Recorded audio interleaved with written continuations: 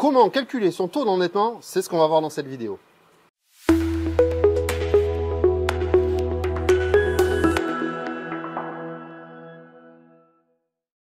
Alors, si tu ne nous connais pas encore, nous c'est Ben et Renaud. Ouais.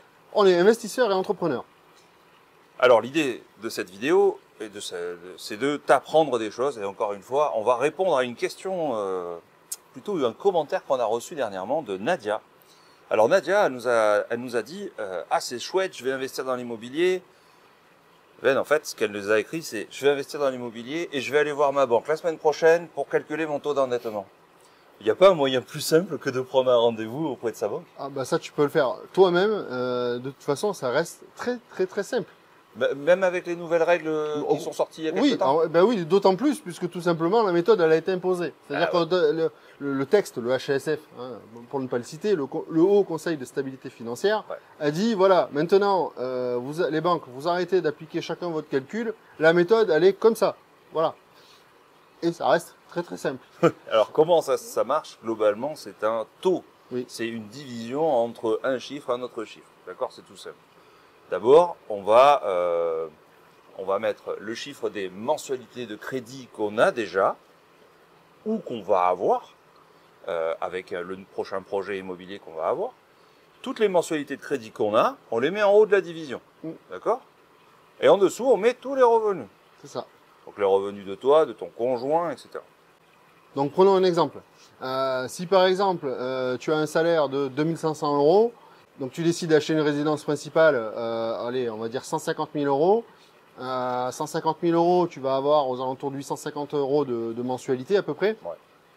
Eh bien en fait c'est très simple, comme tu l'as dit. En haut de la division, on met les mensualités de crédit et en bas de la division, on met les revenus. Là, en haut, on met 850 €. En bas, on met 2500 €. Mais quand tu divises l'un par l'autre, si tu regardes sur la calculette, ça va faire 0,34. C'est tout à fait normal. Ça s'interprète comme 0, ça s'interprète comme pourcent en fait.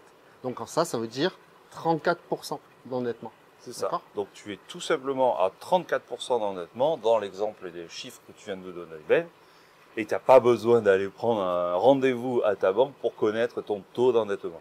C'est combien le max maximum qui est donné par le HCSF, là, le Haut Conseil de stabilité financière? C'est une question intéressante puisque dans ce fameux texte du HCSF a été imposée la méthode de calcul et aussi le montant, le taux à ne pas dépasser. Et ce taux à ne pas dépasser, c'est 35,00%.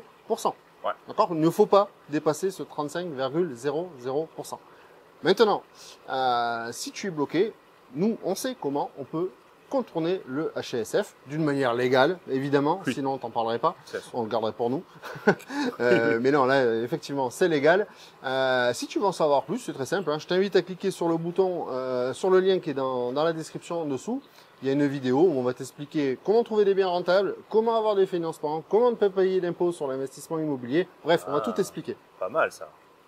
Alors si tu as aimé cette vidéo, je t'invite à mettre un pouce vers le haut et à cliquer sur la petite cloche pour activer les notifications. Allez, je te dis à plus. Ciao, ciao. Ciao.